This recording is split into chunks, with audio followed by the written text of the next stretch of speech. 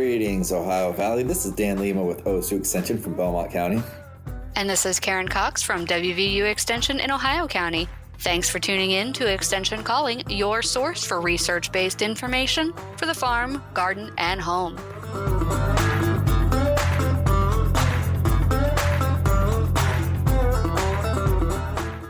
Welcome back, everybody, to another episode of Extension Calling. That's right. We're coming out from being buried in the snow. Yes. And now everything is frozen, so that's good for keeping your animals dry, using a little bit less energy, but they are using more energy because they are trying to fight against the cold. So make sure you're checking your energy rations for your livestock, making sure that they have enough to keep them warm. And now let's completely shift gears here because we have a guest from Ohio State Extension, David Marrison. Yes, Dave, welcome to the show. We're happy to have you here today. Yeah, appreciate coming on with both of you. And Dave is going to talk with us today about the successful transition of your agricultural business. He has published a fact sheet, which you can find online, and we'll also link it in the show notes. If you're listening on the radio, make sure that you contact one of your local extension offices and we can help you find that fact sheet. But this is a really important topic because a lot of our farm operators are, I don't want to say old, but they're getting up there. Yeah, and we're all getting older, right? Every day we get a little bit older. But as we look at the Census of Agriculture, and just for instance, Dan and I, of course, are both over here at the state of Ohio. Each census, it creeps up. In our last census was 2017, and we're going to roll into a new census here into this new year. But the average age of the principal operator in the state of Ohio right now is 57.1 years of age. If you were to go back to when we kind of moved into this century in 2002, it was 53.8. So you can see we're getting older, and as we get older, which kind of means that we need to bring the next generation back to the farm, and so some of these discussions can be very, very crucial to the future of your farm. Yeah, we're all getting older, but that transition is something that maybe was, I guess it's something that we seem to talk a lot about more recently than in the past, Dave, but it's something that probably should have been happening for generations before this, right? Yeah, and I think you see through history, you see farm families who have done a really, really good job of pre-planning when it comes both to their estate plan, but also that transition plan. And when we talk about transition plan, sometimes they'll use it interchangeably and say succession planning, right? They're basically the same word, but how are we training up the next generation to take over the management of the farm that we have? And I will say that my dad was training me from the time I was a wee little boy, right? Just as I was out there side by side with him. Maybe he was not doing that with plan and purpose, but to think about, okay, if I'm gone today, have I done everything I need to do to know that they can successfully run this farm in the future? That and making sure that you help to stoke that interest in maintaining that farm into the future. We've lost several generations of agricultural producers just because it wasn't, their farms weren't sustainable in the sense of the way they were being managed at the time or just the way the markets were going. We saw a lot of farms go out in the 80s and, making sure that your farm is sustainable can help garner some of that interest for the next generation to come back to the farm and help continue that practice of agricultural production. Yeah, and you use the word sustainable, which ties directly into that word. Is it profitable? Is it profitable enough? Have we done a good job looking at our entire operation to know, does it generate enough income that it's going to be, first, could it be a full-time occupation for the succeeding generation? Can they come back and work with us side by side? Does it generate enough for that? Or does it have to be that we transition from one generation completely to the next generation so that only one generation is drawing income? Or is our farm simply a side gig? we're going to be working off the farm, but also our passion is farming. So part on the side becomes our farming, and that becomes our stress reliever, the passion outside our everyday job. So and every farm's different, right? But it's just the matter of looking at it and seeing what actually is going to be the future for that farm. One thing when we talk about estate planning, Dave, we talk about assets, right? So, what are some examples of those farming assets that we talk about when we think about these things of estate planning and transition? Well, first, of course, the obvious are those things that we would think would be what we would refer to in estate planning as tangible assets. So that could be our breeding, that would be our cows. There's your segue, making sure we're taking good care of our cows, the crops that we have, the machinery, the equipment, the land, the buildings, those tangible. A lot of those will be having just maybe have a title attached to them, like a farm truck, a farm vehicle. And also, some of those tangible assets as well as are those financial accounts that we have, and that's a big part of this whole estate planning is the life insurance, the 401ks, the different savings and stocks and bonds and other things that we have. Those tangible assets, of course, are moving to the next generation. But I think that there's also another thing that maybe we don't talk as much about, and that's the intangible items. Maybe not as obvious, but they're just as important. So those are verbal agreements, goodwill, the location of the records, some of those things through history that we got to give to the next generation. Yeah, and I wanted you to talk about all those individual things because I think people just think it's just the land, just the farm itself, just the property, and then we forget there's just so many things tied to it that make it successful. And if you're going to have a succession planning that's going to be successful, it needs to incorporate all that because all that is how the land works.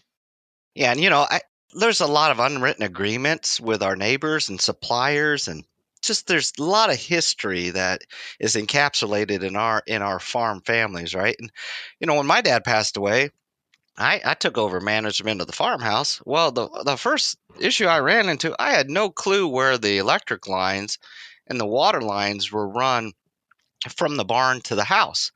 Well, the shortest distance between 2 points is a straight line, right? But I will tell you, my dad did not follow the shortest distance between 2 points, because when he put the electric and the water lines from my grandpa's house out to the barn, he made a big U shape. I'm sure because he wanted to avoid where the two fuel tanks sat when I was a kid.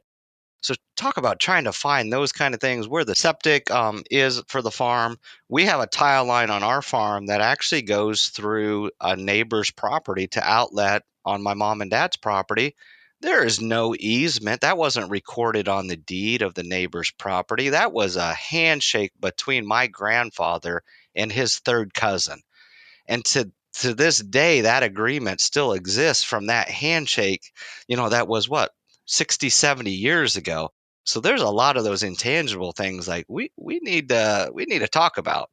Yeah, and with the modern generations, there's also those crazy things like passwords and online management sites, online banking, things like that. Being able to have the ability to transfer that information is critical as well.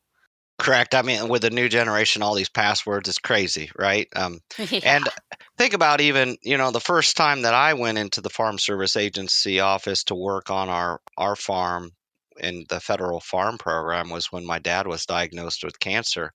Up to that point, he was the one who did it completely. So even those kind of relationships are we develop the next generation to go to the farm credit. A lot of times we may go into town and do the banking as the principal operator. Well, are we taking the next generation and getting them to have that relationship with all of our suppliers, whether it's a banker, whether it's a seed fertilizer, veterinary services, you name it? Does the next generation, how are we cultivating that relationship? And part of that too is the relationship with all these passwords and online accounts that we have nowadays. That's absolutely true. And a lot of times, even like I think about something as simple as sharing a bank account with your spouse, right? Even something that should be so straightforward can have complications where, there's a primary for this, but not for that. And yeah, that can all get so sticky. Does this person have access to be able to do anything with your account? And yeah, all that stuff is crazy. Last year, we did a program through Annie's project called Code Red. It's something that Purdue Extension developed, and I really recommend it. It's a great program that can help you identify and organize all of those weird little bits of information to be able to transfer that to the next generation. And especially should there be an emergency, which is why it is called Code Red, that something has happened and we need that information. If you haven't taken the time to put that information together so that someone else could get access to it, then it can really make dealing with those emergency situations that much more difficult. And also, just think about the ease of being able to have that information for that farm transition process when you're starting to allow the next generation to have more and more control over what happens on the farm and where things are managed. Yeah, and Karen, I cannot agree with you more about the code red. Having a document like that is put in place where everybody knows. Of course, I'm a Boilermaker along the way, and that code red system is amazing. Here in Ohio, we use the Getting Your Farm and Financial Affairs in Order document, much like the code red. So, regardless of the method that you use, the importance thing is to have a plan and purpose of putting this information all in one site, one document, one place, that when you go into emergency state, and I can tell you from personal experience, when you lose a spouse, it is devastating and you just don't think the same. And when you don't think the same, you know, you need some type of guide to move you through. And that's the beauty of the Code Red system, the beauty of the system that we offer farmers here in the state of Ohio. And anybody can use those systems. But the thought is do you have a system in place to make it that much easier when you're not here? Yeah, and it's so critical, especially when you're dealing with something that's very difficult to deal with already and trying to keep the farm afloat at the same time as dealing with all of those things. Livestock never takes a day off, they don't have vacation time. And if you need to go out of town to deal with something, there needs to be a backup plan.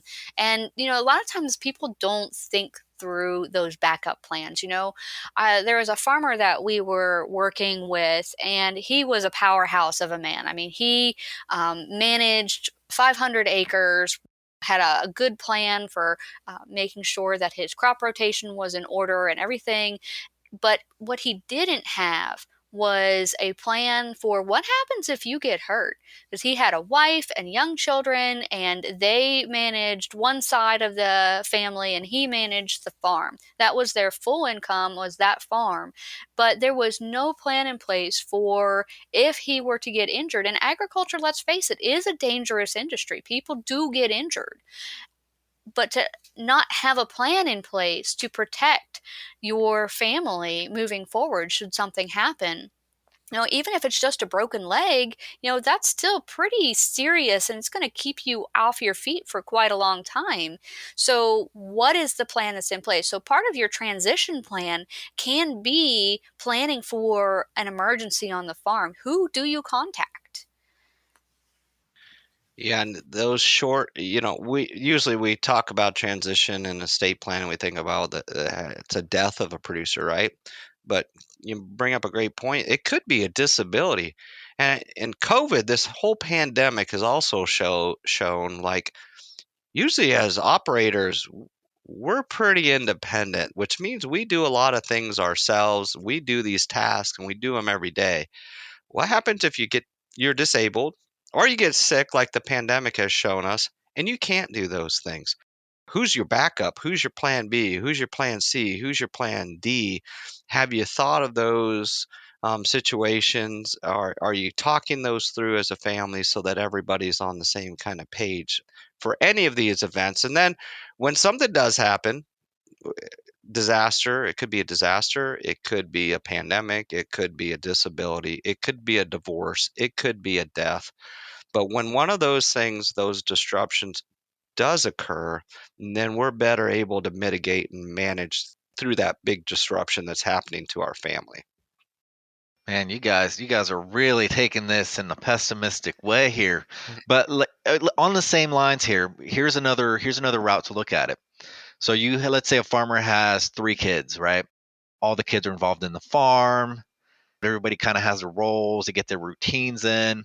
And as the kids grow up, let's say 2 of them go off to college, are very successful, and now we're no longer on the farm. Well, we think about this farm transition, how things are operating now, the size of the farm. Honestly, sometimes I wonder how much thought gets put into how should we change the farm for the next transition. Should it operate the same way? Should we downsize a little bit? Um, there are these changes that happens, but it's not always, I think, an emergency or a catastrophe. But you still have to figure out how to transition that farm in a way that can benefit the next heir to the farm, the next manager. Right. Maybe you just want to retire. Yeah, so it's and even on that note, what would you say would be like a good way to manage something, Dave, if a farmer has a very successful farm, enjoys doing it, is getting older, and his kids are just completely out of it altogether? Let's say it's not even one, it's zero. What kinds of things would you advise that farmer? Yeah, and I've been often accused of being Eeyore versus Tigger, right? So I'm glad you said about the positive side about transition planning.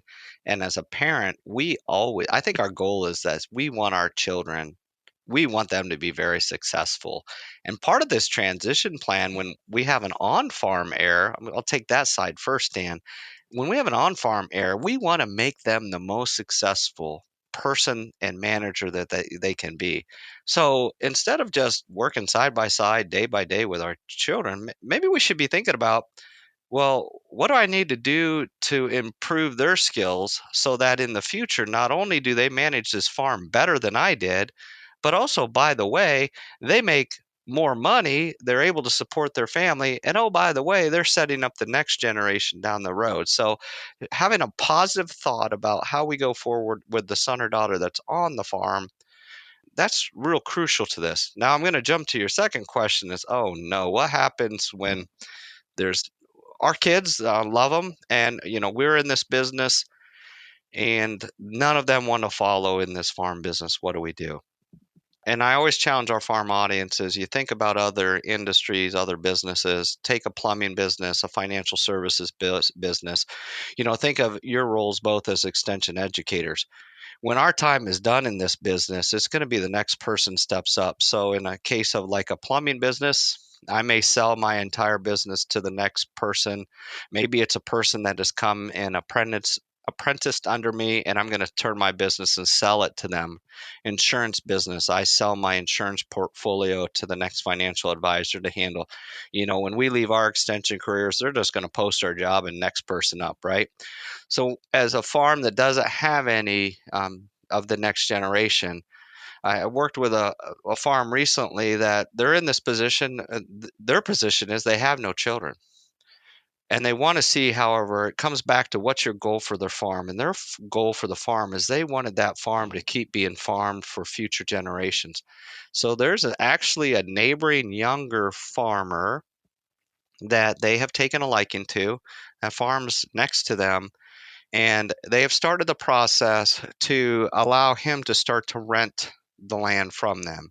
And then as they're going through their estate plan, and it's kind of like just setting up your kids, right? But it's setting up a non-blood relative.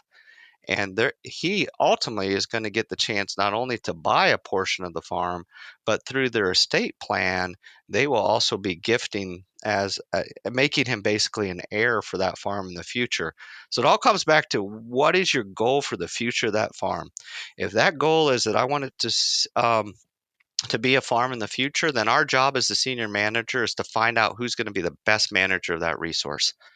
If our goal is like, okay, when I'm done and no other generation wants to follow, and then you just figure out how do I sell my farm business to that to another farmer in my community, or maybe a young farmer that's looking to get into the business. Yeah, and you look at land has such a strong, visceral attachment to people. And when you're talking about, passing on the farm to the next generation, a lot of these farm families have a lot of kids, a lot of big families, and there may be a place where, one child wants to stay on the farm and the other six don't. So then the parents have this dilemma of, well, they want to be fair to all of their children. And so they can't just give the farm to one of the kids. They're going to divide it up amongst all of the kids. And this is where we start running into problems where you start off with a 160-acre farm and you divide that up, and next thing you know, there you have 1 acre to farm on 2 generations down. And that's not really sustainable. It's not as sustainable as having that greater land mass would be. And so you have to kind of sit down and talk with the whole family and say, look, we want this land to be a farm, and you all have gone off the land and been successful, and we're very proud of you. But how do we fairly transition this property so that the farm can remain a sustainable income driver for the one child that's remaining? And that's a really hard and sticky subject for a lot of families. And that is exactly, Karen, why a lot of us don't plan, because we're afraid of these conversations. And you brought up a couple key words there: fair, equal. There's a big, big difference between the word fair and the word equal. And if we know that there's one out of the six is going to be the one that wants to run the farm in the future, even more vitally important that we plan, because if we want to basically treat the kids equally, if I have 7 kids and it's a $2.1 million estate, well, I can divide 2.1 divided by 7, and I know each child is going to get $300,000. Well, what happens when that one child wants the farm? And that's where our equity basically is as farmers, right? It's in the land. So if the son or daughter wants to take over the farm and it's split, 7 ways on a $2.1 million estate, that means that son or daughter is going to have to come up with $1.8 million to buy out his brothers and sisters if he or she wants to keep farming. So if you know that's a situation, well, then maybe as you're doing your investment planning, retirement planning, and all the different planning functions that we talk about in our workshops, maybe the son or daughter, you can leave them the farm, but maybe you're leaving other assets that you have. And that could be life insurance, it could be stocks, it could be bonds, it could be some other retirement accounts. That's how you bless those children that are not on the farm.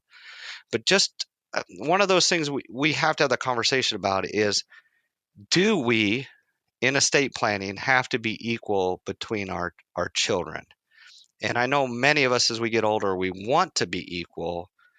When we do that, sometimes that's not fair to that son or daughter who's staying back on the farm. So that's probably the toughest conversation and the toughest concept for farm families to put their head around. And just when you guys are talking about fairness and equality, when we're thinking about the family unit, typically when the word family comes off as a positive light, it's not always the case. And, unfortunately, I think whether it's, whether you have the perfect plan and you've made decisions rationally and it makes total sense on paper and you feel good about it, if the family isn't a unit to better everybody that's in it, you're going to have conflict. When you have those families with strong bonds and they can understand the differences between the passions of one versus the other, I think that all comes a lot easier. So Dave, I think you're right on. I don't think it's always going to be unavoidable to have a conflict, unfortunately. And I think there are certain times where it might be a simple decision because everyone's on the same page. Everyone feels, let's say, like a satisfaction of life, and they don't mind giving up a bigger piece if the whole family is going to be better off in the end. But I think it's going to vary from farm to farm, from family to family. Yeah, and I'll say when it gets to this, I will say that most of our families, in fact, it doesn't matter if we're farm families or not. I think if we're really honest about it, I think there's a lot of dysfunctionality in all of our families. We just gotta admit that, right? Uh, it's just time after time after time, this dysfunctionality rears its ugly heads. And here's where it really shows up is when someone passes away. When you have that, I would say especially when you have the glue of the family passes away, Hmm. and the person that's held the family together, and then they pass away, and next thing you know, we're all struggling to find our way in the world because the patriarch or matriarch of the family has passed away, and then boom. And I will say that death in estates will bring out the worst, Oh, yeah. and sometimes it brings out the best. But when the word greed will pop up in conversations, and just this end when we have money and assets tied together, I just understand that we are all broken individuals. So no one's perfect, and no family is perfect. It's just, can you look at your family and can you do some planning that would help us be less dysfunctional? Maybe that's a good way to put it. How can we be less dysfunctional than we are? Right. Yeah, there's so much truth to that. So many families get torn apart once that um, glue gets shaken. That's why it's so important to have these conversations while the glue is still there. I know that it's hard, especially when you're older, to have these really heavy conversations with your family.